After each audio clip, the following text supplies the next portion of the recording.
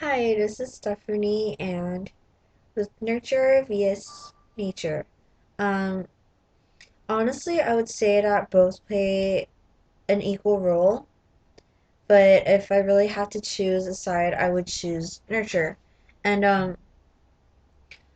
actually, we had this discussion last year in psychology class, and one of the arguments or the proof was the Jeannie case. And with Jeannie, she had like an abusive father, and he locked her up in an attic for like several years.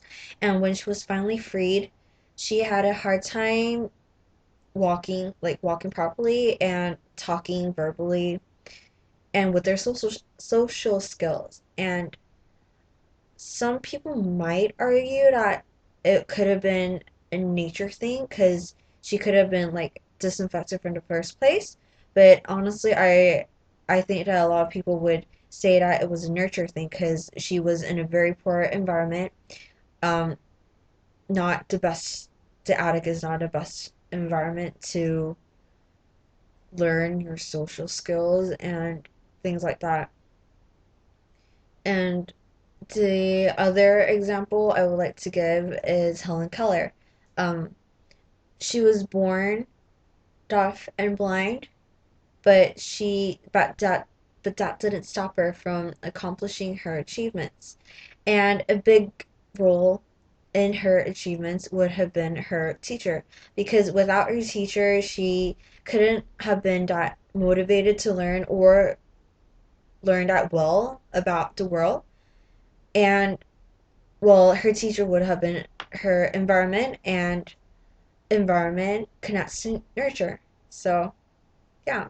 And like some people who are actually born smart, like with a high IQ, a lot of them end up as mediocre kids in middle school or high school just because they didn't have the proper environment to enhance their smartness. Yeah. And yeah, so I really think environment is a important thing because even if you're smart, like even if you have an innate ability, you can't know or you can't enhance them if you don't have the proper environment.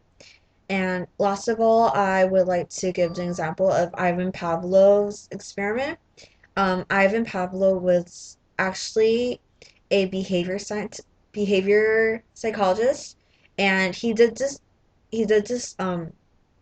experiment with dogs. So every time he would feed their he would feed his dogs, he would ring a bell, and the dogs would know that it meant food, like the bell meant food. So he did this experiment for a long time, and later on he realized that even there wasn't food, they just strolled even because of the sound of the bell. Like they would just it was like a behavior thing, like they learned it. So yeah, in conclusion, I think nurture plays a little bit more of a part than nature. So, bye.